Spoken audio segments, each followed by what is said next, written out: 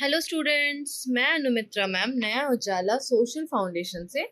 और आज हम लाइफ ऑन अ डेजर्ट रेगिस्तान पर जीवन का भाग दूसरा पढ़ने वाले हैं। लास्ट वीडियो में मैंने आपको कोल्ड डेजर्ट के बारे में नहीं बताया था, केवल हॉट डेजर्ट के बारे में बताया था, सहारा डेजर्ट। आज हम कोल्ड डेजर्ट को डिस्कस करेंगे, ठंडी रेगिस्तान। और इसमें जो सबसे प्रचलित है हमारे भारत में ही है वो है लद्दाख। लद्दाख के बारे में हम कुछ डिटेल्स पढ़ेंगे। तो let's start. The cold desert Ladakh, ठंडा रेगिस्तान Ladakh.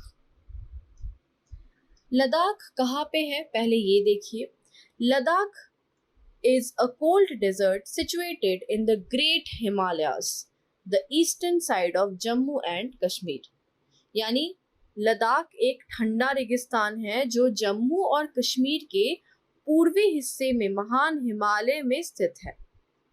It is surrounded by the Karakoram range to the north and the Zanskar mountains to the south।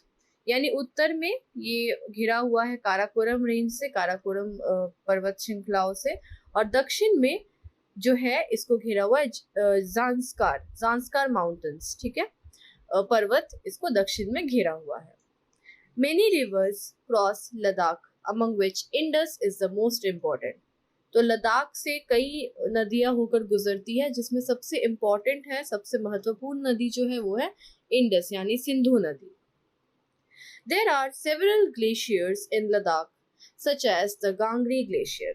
बहुत सारे आपको ग्लेशियर भी मिलेंगे लद्दाख में, जिसमें से गांगरी ग्लेशियर भी एक है। The altitude of Ladakh ranges from around 3000 meter in Kargil to over 8000 meter in Karakoram। ठीक है, तो अलग अलग हाइट्स आपको मिलेंगे, ऑल्टीट्यूड मिलेंगे। जैसे 3000 मीटर आपको कारगिल में मिलेगा इसका रेंज, और 8000 मीटर तक ये जाता है काराकोरम में। Because of its high elevation, the climate is extremely cold। इतना ज़्यादा हाइट होने के कारण लद्दाख की जो क्लाइमेट है बहुत ज़्यादा ठंड है, बहुत कोल्ड है। एंड ड्राई, ठीक है, सूखा। The air at this elevation is so thin that the warmth of the sun can be felt intensely। ठीक है, जो हवा है, ठीक है, एयर एटमॉस्फेयर बहुत ज़्यादा थिन है, पतला परत है एटमॉस्फेयर का, जिसके चलते सन को भी आप, सूरज के ताप को भी अच्छे से फील कर पाएंगे। वहाँ पे गर्मी नहीं लगेगी ऑफ कोर्स, लेकिन जो किरणें हैं वो बहुत ज़्यादा लगती है ना, चुभती है कह सकते हो स्किन में। Daytime temperatures in summer are slightly higher than 0 degrees and nighttime temperatures are below 30 degree Celsius. ठीक है, सोचो दिन में ही 0 डिग्री तक पहुंच जाता है तापमान, इतना कम। और अगर रात की बात करें तो -30 डिग्री तक टेम्परेचर फॉल करती है। Ladakh lies in the rain shadow of the Himalayas, because of which it receives little rain। Ladakh जो है वो रेन शैडो रीजन में पड़ता है, जहाँ पे जो है कम बारिश होती है, जिसके कारण लद्दाख में बहुत ही कम 10 सेंटीमीटर के आसपास हर साल, जो कि बहुत ज़्यादा कम है ना। The area is characterized by freezing winds and warm sunshine।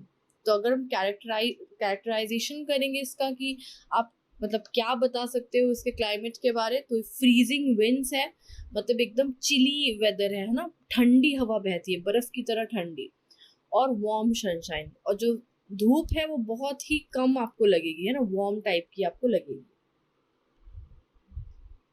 ये देखिए, ये है लद्दाख की रेगिस्तान। तो लद्दाख में ऊंचाई कारगिल में लगभग 3000 मीटर से लेकर काराकोरम में 8000 मीटर से अधिक है। इसकी उच्च ऊंचाई के कारण जलवायु बेहद ठंडी और शुष्क है। इस ऊंचाई पर हवा इतनी पतली है कि सूरज की गर्मी को तीव्रता से महसूस किया जाता है। गर्मियों में दिन का तापमान 0 डिग्री से थोड़ा अधिक होता है और रात का तापमान 30 डिग्री सेल्सियस से नीचे होता है, -30 डिग्री। ठीक है, लद्दाख हिमालय की वर्षा छाया में स्थित है, जिसके कारण उसे हर साल 10 सेंटीमीटर से कम की बारिश मिलती है। इस क्षेत्र में ठंडी हवाओं और गर्म धूप की विशेषता है। अगर हम बात करें वनस्पति और जीव की, flora and fauna of Ladakh, तो इसमें क्या फीचर्स है देखिए। Because of the strong dryness the vegetation is sparse.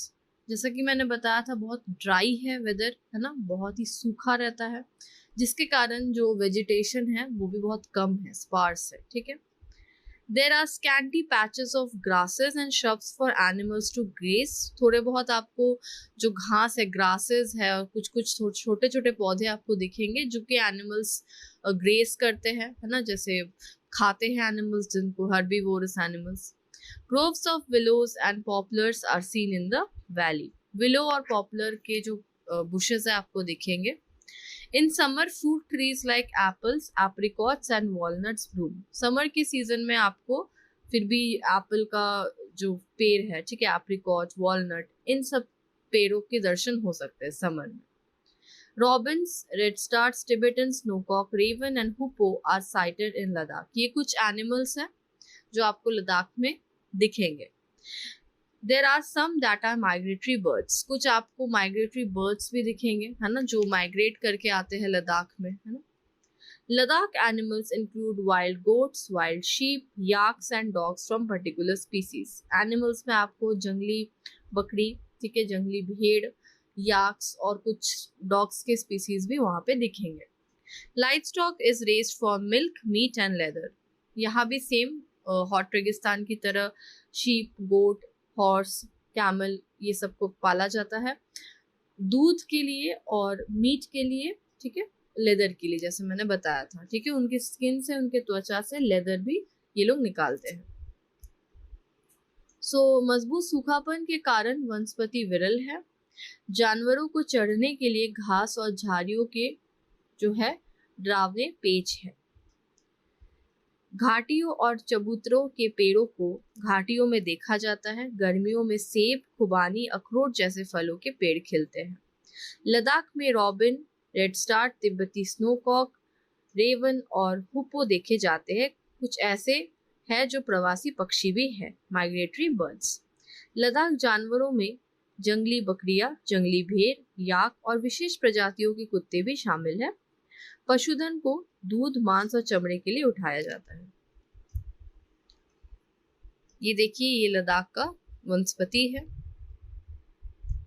अब हम पढ़ेंगे लोग। यहाँ के लोग कैसे हैं, पीपल कैसे हैं। The people of Ladakh are either Muslims और बुद्धिस्ट। लद्दाख में जो लोग हैं वो या तो आपको मुस्लिम मिलेंगे या तो बौद्ध धर्म के मिलेंगे, Buddhist. In fact, several Buddhist monasteries dot the Ladakhi landscape with their traditional gumpas.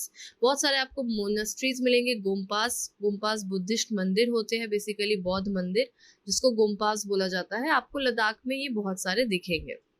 Well known monasteries include the Hemis, Thiksey, शे एंड लमायुरू।